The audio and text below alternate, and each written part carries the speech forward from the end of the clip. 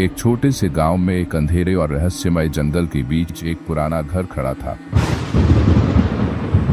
इस घर को लोग खौफनाक चुड़ैल का घर कहते थे।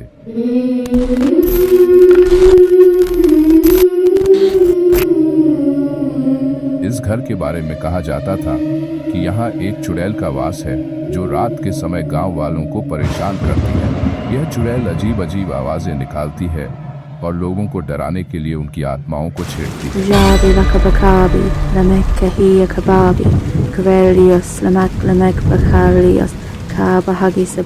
गांव में एक युवा और साहसी लड़की नंदनी रहती थी।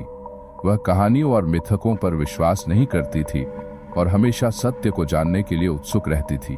जब उसने चुड़ैल के बारे में सुना तो उसने सोचा कि वह इस रहस्यमय चुड़ैल के बारे में सच्चाई जानने के लिए उस पुराने घर में जाएगी।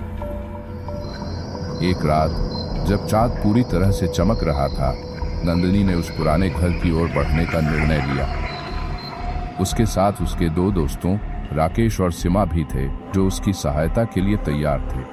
जैसे ही नंदनी और उसके दोस्त घर में दाखिल हुए, उन्हें घर की पुरानी दीवारें और धूल भरी हुई फर्श पर कदम रखने से एक अजीब सी ठंडी हवा महसूस हुई।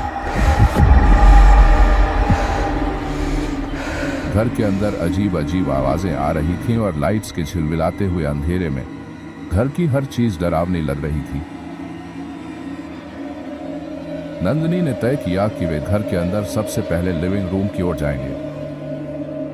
वहां उन्होंने देखा कि कमरे की दीवारों पर कुछ पुरानी तस्वीरें थीं। तभी कमरे के कोने से एक चुप आवाज सुनाई दी।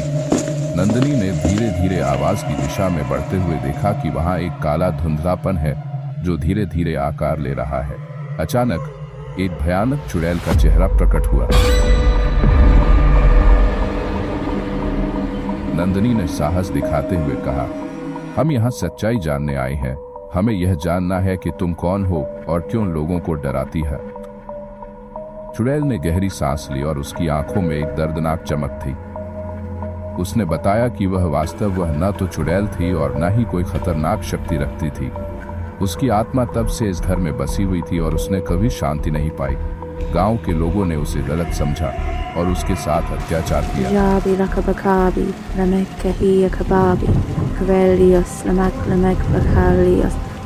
उसके मरने के बाद उसकी आत्मा इस घर में फंसी रही और उसने उन लोगों को परेशान किया जो उसके घर में आए।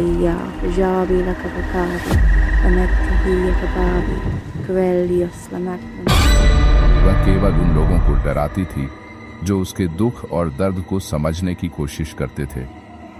नंदनी ने चुड़ैल की बातों को सुना और उसने उसके दर्द को समझा।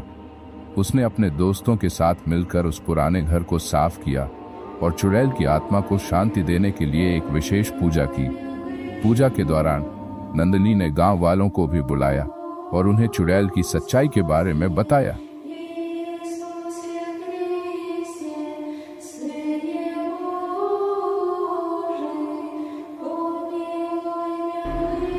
उस रात के बाद चुड़ैल की आत्मा को शांति मिली और घर की अजीब आवाजें और डरावनी घटनाएं समाप्त हो गईं।